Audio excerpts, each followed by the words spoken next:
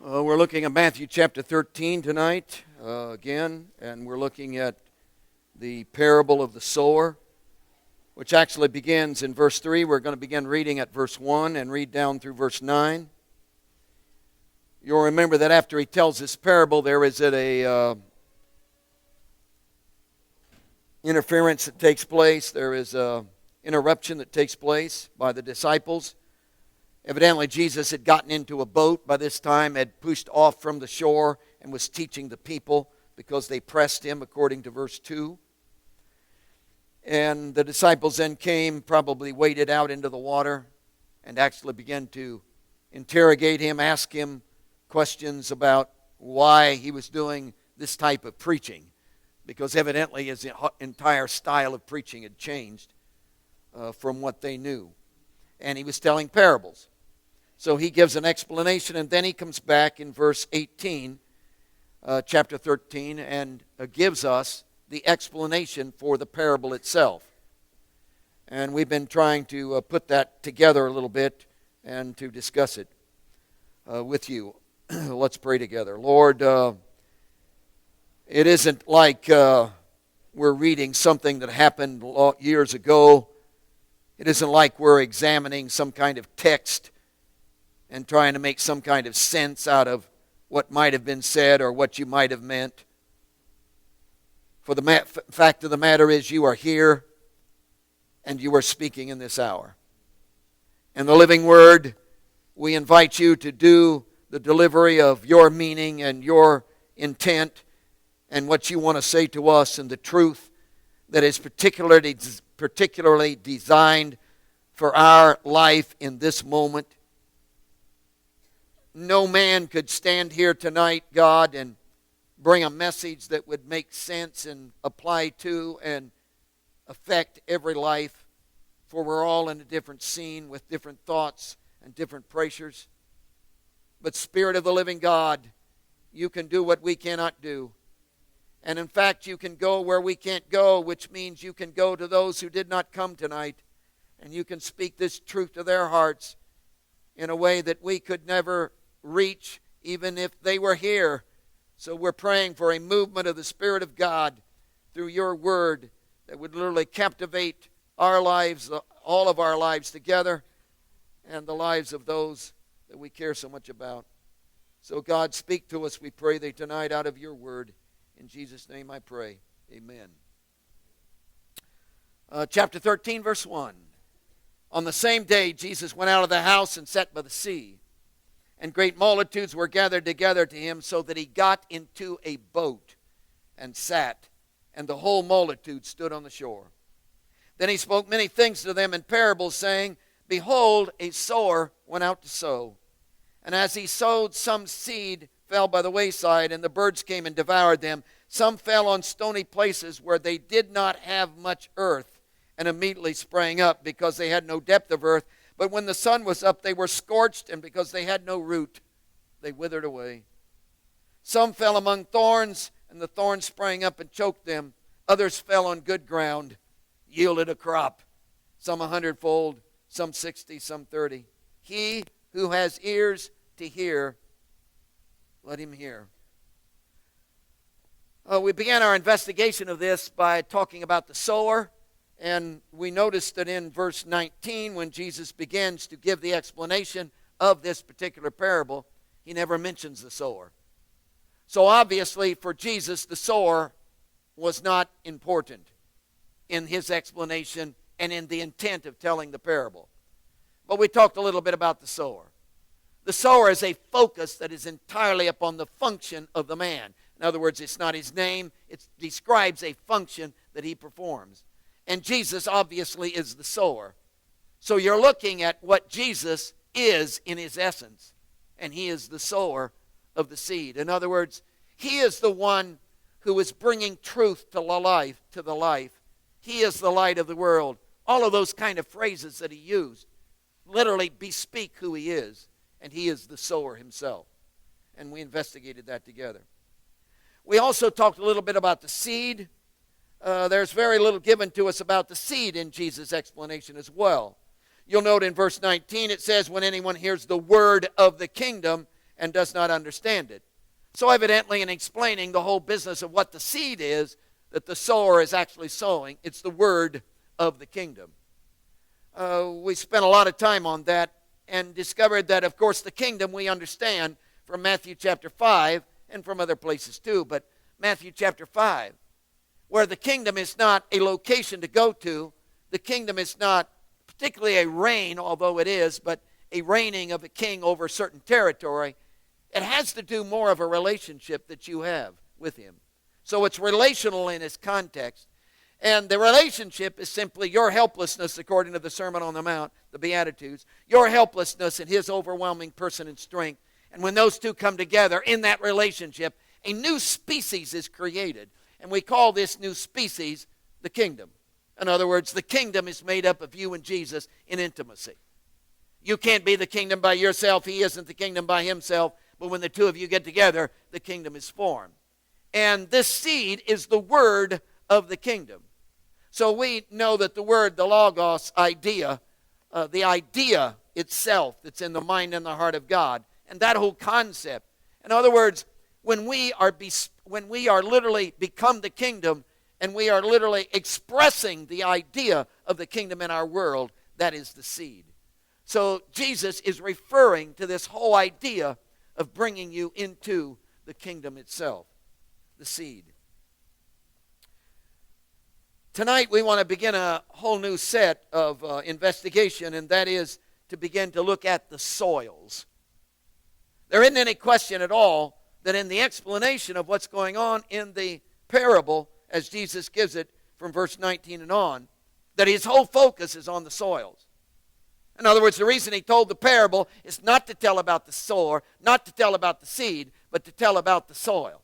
The soil is the big deal. And he describes 4 of them. And as you look at it, that just about covers it all.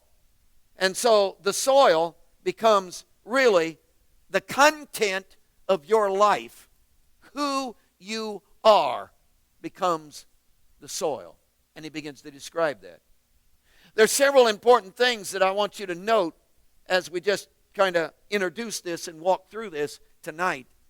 One is the fact that this is the first parable of 7 in the chapter. In other words, up to this time, Jesus has not been preaching in parables. Now he started this whole idea of telling these parables. And the first one is the sower. Then there are 6 more in the chapter. But the interesting thing is, the 6 parables that follow this particular parable, every one of them starts with the idea of the kingdom of heaven is like unto. Starts with those words. For instance, if you look at verse 21, he begins by saying, another parable he put forth to them, saying, the kingdom of heaven is like a man who sowed good seed in his field. And he tells another parable, the wheat and the tares. If you go down to verse 31, he begins again. Another parable he put forth to them, saying, the kingdom of heaven is like a mustard seed. The kingdom of heaven is like a mustard seed. If you go down to verse 33, another parable he spoke to them. The kingdom of heaven is like leaven. If you go down to verse 44, again, the kingdom of heaven is like a treasure hidden in a field. So you get the idea as you walk through this, verse 45. Again, the kingdom of heaven is like. Verse 47. Again, the kingdom of heaven is like. So all the way through, all 6 of these parables that are after this first one, he begins with this phrase talking about, I want to explain the kingdom of heaven to you, and it's like this. Now, he doesn't do that in this parable. See, this parable starts out in verse 3. He spoke many things to them in parables, saying, behold, a sower went out to sow. So evidently, this parable has something to do with introducing an idea, a concept. Evidently, this parable has a different intent than the other 6 that are in this chapter. Interesting to note. Keep that in mind. Another interesting thing that you need to note as we move into this is that the word hear, H-E-A-R, hearing, hear, is used 19 times in this chapter. And all through these parables, he beats this idea of hearing. I mean, it's a monotonous jungle drum that he just beats. And you get the idea that the whole issue of what he's trying to get done is, would you please listen? Kind of a deal. Which is really interesting. In fact, when you come to the end of this parable, which is verse 9, it reads like this. This is the climax. He's just told the parable. And now he puts kind of the cherry on top of the sundae of the parable and says, verse 9, he who has ears to hear, let him hear. So, like the whole emphasis of the parable is, will you please get this? Would you please listen to me? Hey, I'm talking to you. Would you please listen to me? Hear. Really important. This same parable of the sower is given in two other of the Gospels, Mark and Luke. And it's interesting that they end different than this. In other words, he tells the parable, and in Matthew it says, verse 9, he who has ears to hear, let him hear. But let me read to you what Mark says, how Mark records this. Mark has Jesus saying at the end of this parable, take heed what you hear. With the same measure, there's a sermon in this.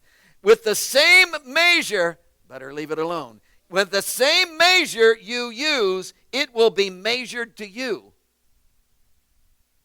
And to you who hear, more will be given. Again, emphasis on hearing. Let me give you what Luke says at the end of this parable. Here's what Jesus said in Luke's account when he finished this parable. This is Luke's. Therefore, take heed how you hear. For whoever has, to him more will be given. And whoever does not have, even what he seems to have will be taken from him. Again, Matthew records, he who has ears to hear, let him hear. The Greek word is akouo, A-K-O-U-O, akouo, which is really an interesting term. And if you say, well, I don't give a rip about the Greek, that's fine. Go to verse 19. Because in verse 19, it says, in Jesus' explanation, when anyone hears the word of the kingdom and does not understand. So the idea of hearing is all connected with the idea of understanding. The word akouo is normally used for general hearing, but often, more often than not, it is used with the idea of perceiving, understanding, grasping, getting a hold of, which Jesus refers to in his explanation of the parable. So he's not just saying, did you hear this? Yeah, you were way too loud. It isn't that. It's, did you understand? Did you listen? Did you get a hold of this? Did you come under the influence of this?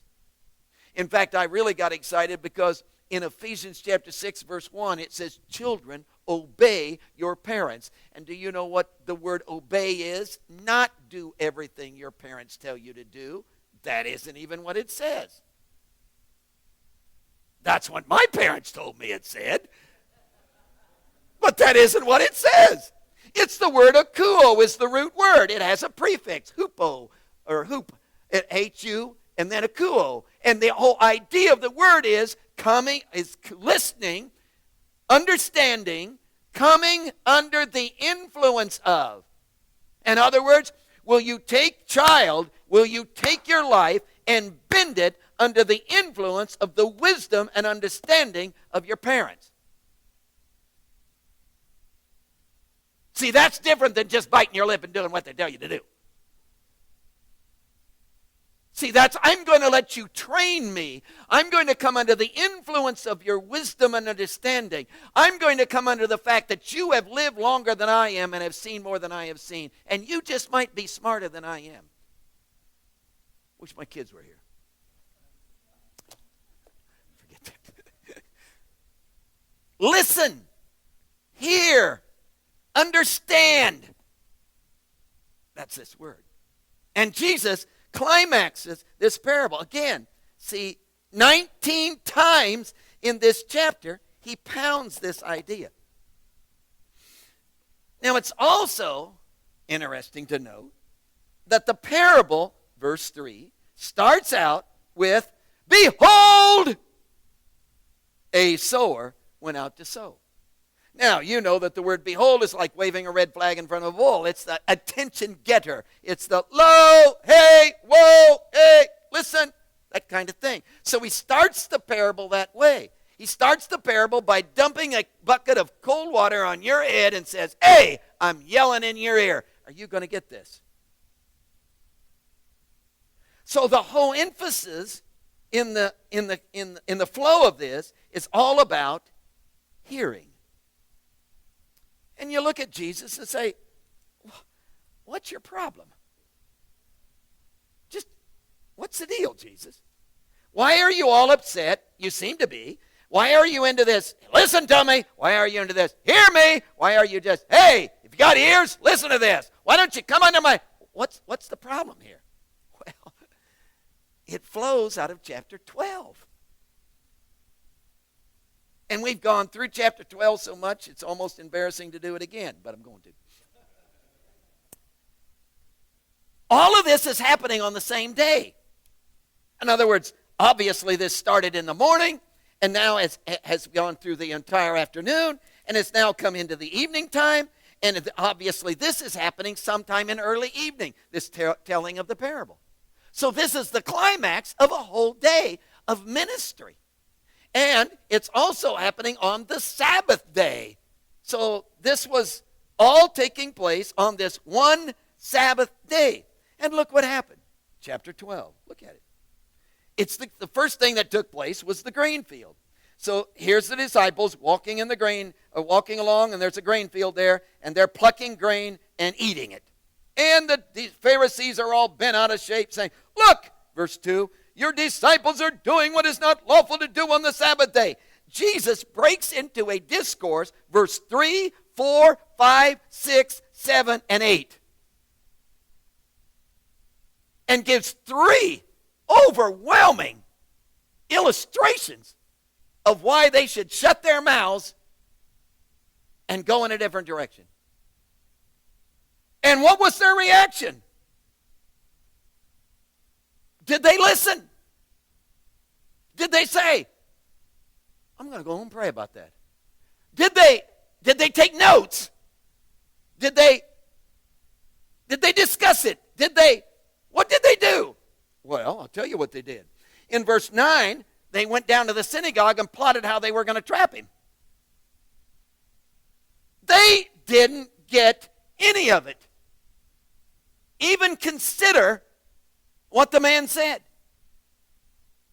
And it was a powerful truth that he gave them.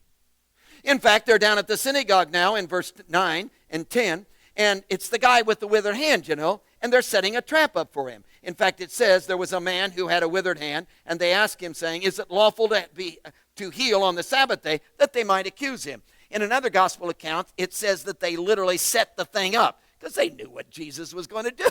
Jesus was going to heal the guy. Come on. That's the way he is. They knew that. So they had him. So they set this whole thing up, a man with a withered hand, and they set it up, and it's the Sabbath day. And Jesus gave them a verse 11, verse 12. I mean, absolutely, nailed that thing. I'm telling, gave them such phenomenal truth in terms of a sheep falling into a pit on the Sabbath day. You'd get him out. If a man fell into the pit on a Sabbath day, you'd leave him there. So you think sheep are more important than men.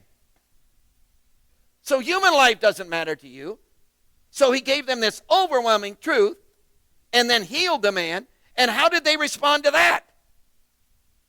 Well, let's discuss it. Boy, you got a good point. See, well, hey, I need to think that through. Well, you know what they did? They got together and went into the conference room in verse 14 and plotted how they were going to kill him. Are you getting this?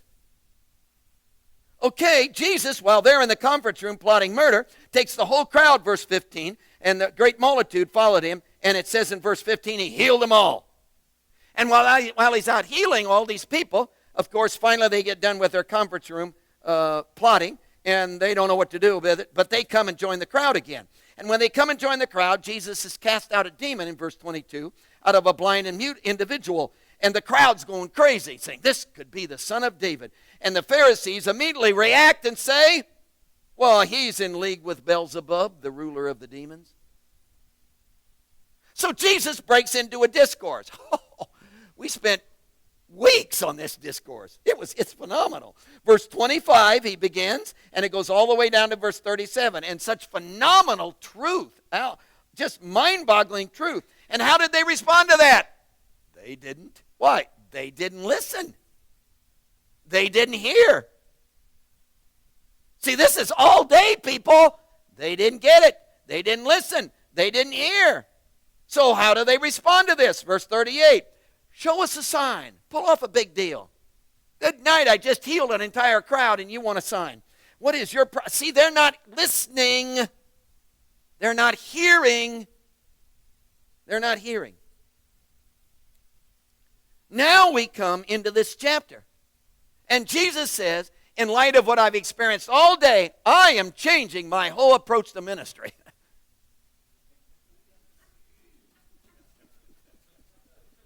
And there's crowds that'll do that to you.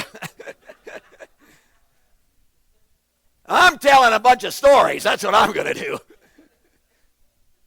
And he begins to tell parables. And the first parable is a description of what he's just gone through. So can you see? He's standing in front of this huge crowd, including the Pharisees and all the people, and the people that he's healed, and even his mother and half-brothers are there. And he's standing in front of them all saying, let me describe you to you.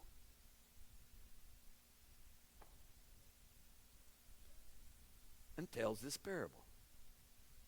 And this parable is a description of the crowd. He begins with hard-hearted Hannah, the pathway.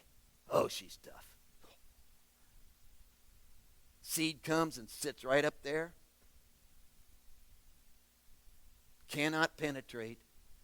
Who's he talking about? The Pharisees. Duh. He's not talking about street people. He's not talking about that alcoholic back there. He's not talking about that guy that's on drug. No, he's not talking. You know who he's talking about? Church people. That come on Saturday night.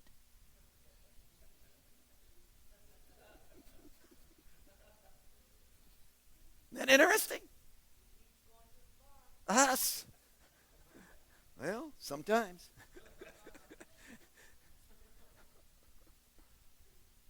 It's the Pharisees.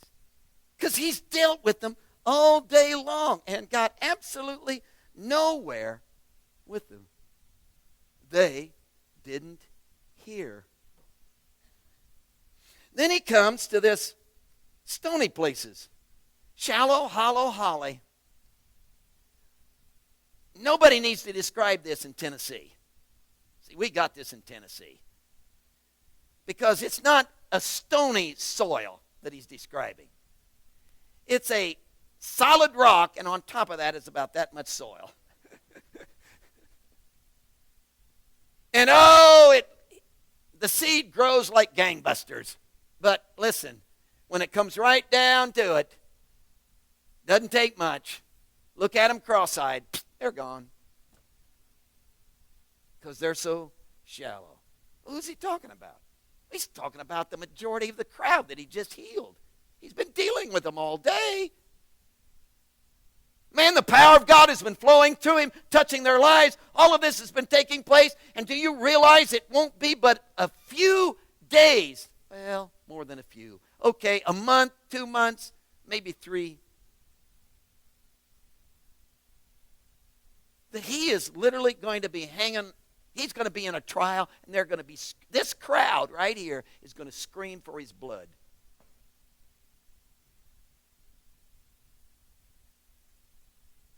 Scream for his blood. Then he goes to this third soil. Fell among thorns, and the thorns sprang up and choked them. Fickle, freckled Frederick. There he is. He's got so much going on in his life. Well, so many things. Hey, and Jesus is just one among many things that are taking his attention. After all, got a schedule. After all. So in that crowd was this group.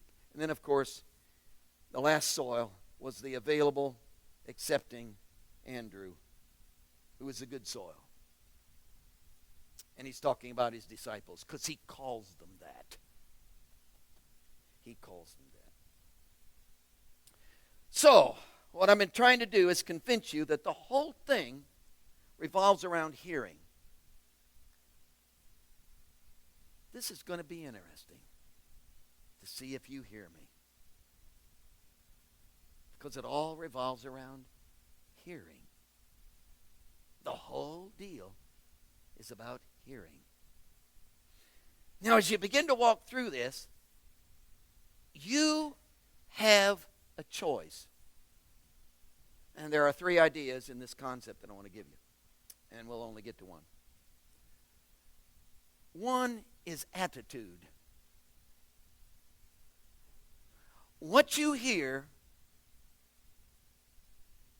how you apply, what you understand when you do hear, is all determined by attitude. And you have a choice on your attitude. You have a choice on your attitude. Again, go to verse 13, or chapter 13, verse 19. And anyone who hears the word of the kingdom does not understand. Now, the word understand there is really interesting because it's two Greek words put together. The first Greek word is soon, which is the idea of together or together with. And the other Greek word is the idea of to send or to put. So it's the idea of bringing things together. It's the picture of a puzzle. You know, you got all the pieces laid out there. You got the box with the picture on the front. Whoa, where do you start? And you begin to take the pieces and begin to see what fits where. And as you begin to form it, pieces begin to fit together and more pieces fit together. And you get the border all done. Then you fill the inside, which is the right way to do it. And so trying to give you a little instruction. Are you listening? So you get it all. It's putting pieces together. And he says, listen, that's all I want you to do, man. See, you can't come and say, well, listen, I don't understand because, well, I'm not educated. Maybe if I had a college education, what are you talking about? This is not about that kind of understanding. Well, it's my pastor's fault. He doesn't explain it very well. You can't blame me for this. If you don't get this, it's not my fault. As poor as I might be. It can't be my fault, see? Because this is not about understanding because I say the right words or I use small words that you understand. See, it's not on that level. This is not an academic thing that we're talking about. This is not, well, if I had Bible training. Well, if I'd been raised in a Christian home and had some background of training in the church, I probably could. See, none of that applies to this passage and what he's saying and you understanding. All of this is determined not by education, not by Bible training, not by, well, I don't know Greek, not by, well, I don't know the Bible that well, none of that applies to this at all. All of this understanding is determined by your attitude.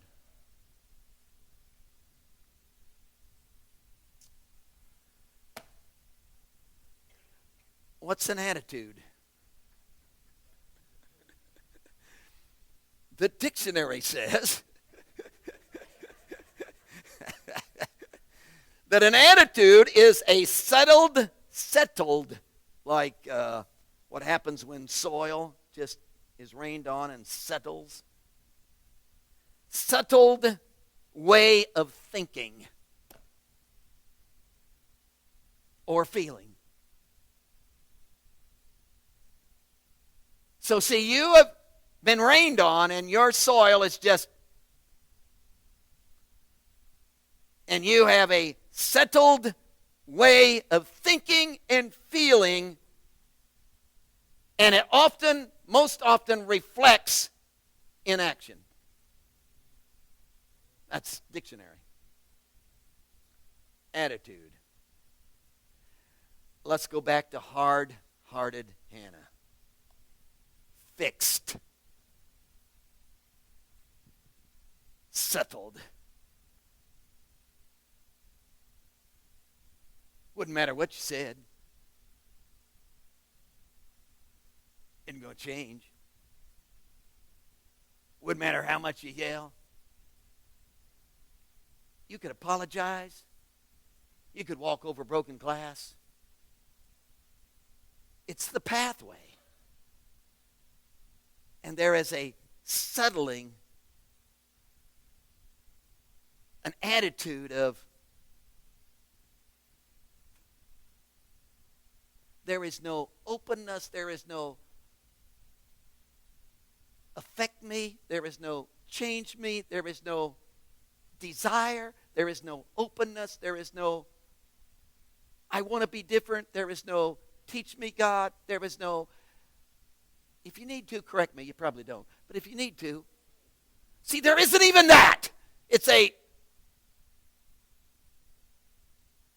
And that is so powerful in the passage. I can hardly wait to preach a whole sermon on this.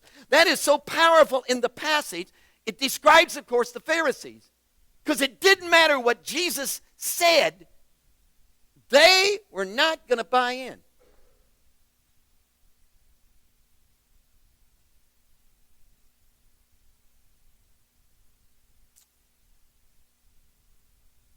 Let me ask you about you. Well, I don't care what you say, preacher. I'm not going to the altar. Why not? Why? I don't go to the altar. Why not? I'm not going to the altar. Why not? I don't go to altars. Why not?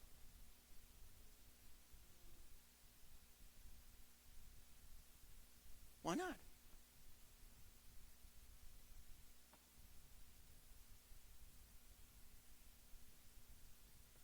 Well, do you care whether I go to the altar or not? No, I don't. You think it affects my pay? No, it doesn't. See, I'm not judged by how many people come to the altar. I don't care whether you come to the altar or not. I'm having way too good of a time with this. See, I don't care. Why? Because it's not about coming to the altar. It's about your attitude. See, we can do away with the altars and nobody ever comes to the altar. I don't care. It's about the attitude. I'm not going to. Why are you that way?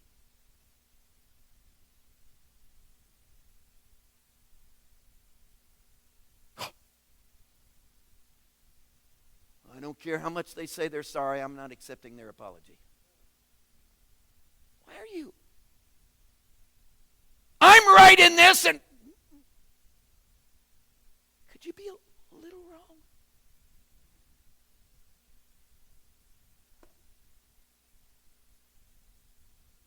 Hard-hearted Hannah, fixed. Let me go to shallow, hollow holly. Ooh, I've got to quit. Shallow, hollow holly. Really interesting because he's describing the crowds. And when you come to the crowd, in chapter 12, there's only one interaction between Jesus and the crowd, verbally, in chapter 12. So obviously, if he's describing the crowd, the only reference we have is found in verse 23 of chapter 12. And in verse 23 of chapter 12, and all the multitudes were amazed and said, could this be the Son of David? I can see it happening like a wave, Starts clear down at that end of the crowd and just they're asking, could this be the Son of David? Could this be the Son of David? Could this be the Son of David? And it just waved right through the crowd. Could this be? See, could this be? Could this be? We're not sure it is. Could this be? Maybe it is. Maybe it's not. Could it be? See, there's shallowness in that. Do you see that? See, a person comes to me and says, I really want Jesus in my life. I really do. I want Jesus in my life. And I've been saved, and I've been to an altar, and I've confessed my sins, and God has touched my life, and I've had some changes in my life. Well, good. But why don't I have victory? And why don't things come together? And why don't? Well, that's easy. Come on, it's not that hard. See, I want to kneel at an altar of prayer, and could this be? But when it comes down to, see, I really want God in my life, but I want a God who will help me get done what I want to do.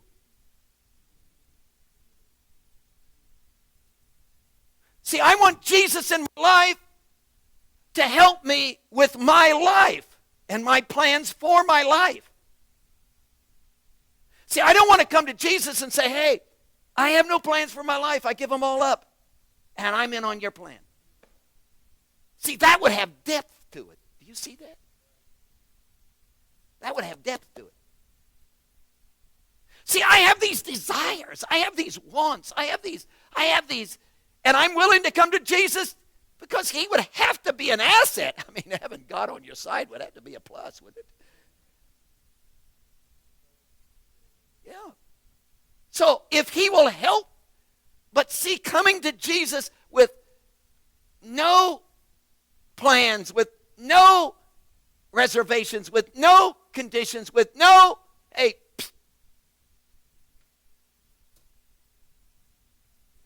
that is depth. Shallow, hollow holly never gets there. Therefore, things happen. Scorched.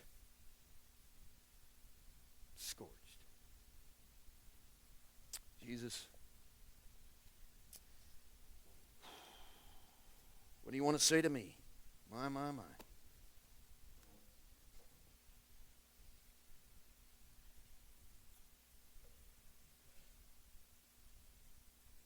It's probably time, God, for an attitude check.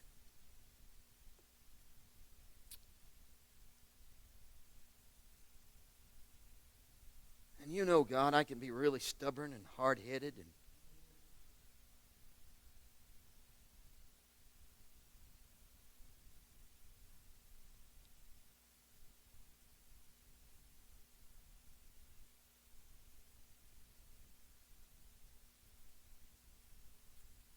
And the whole idea, God, of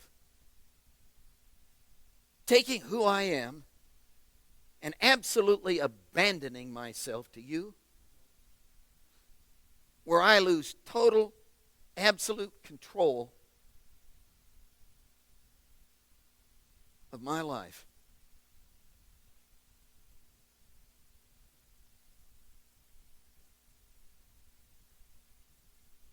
That's scary. Because in order to do that, God, I'd have to trust you. Jesus, I'd have to trust you. Absolutely, totally trust you. And I can't even see you. So I gotta trust a God I can't prove, I can't see.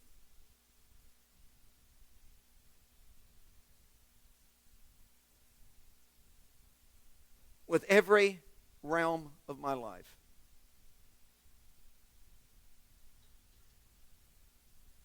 Whew. But you're pulling us to that, aren't you?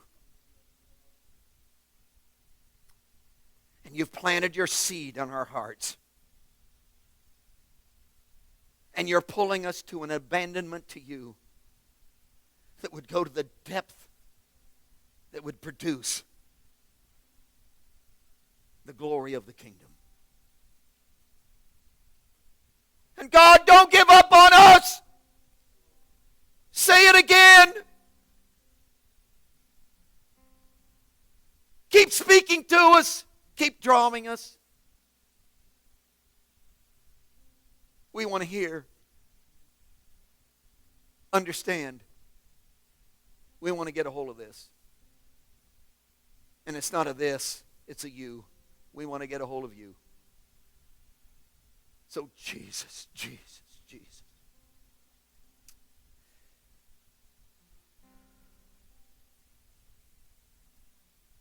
Heads are bowed.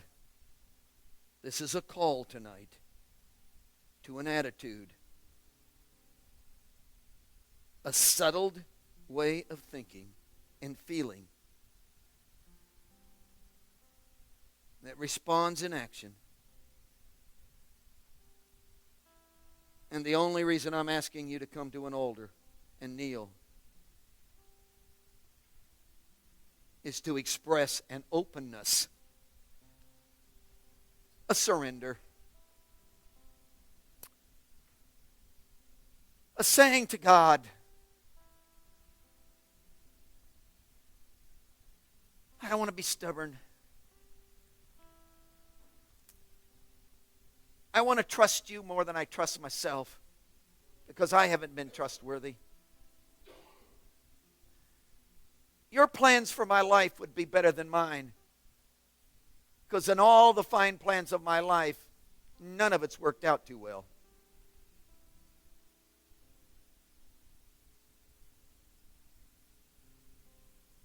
So I'm abandoning, responding, open,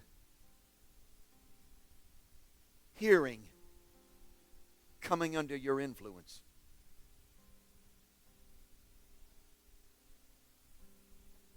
Moments of seeking.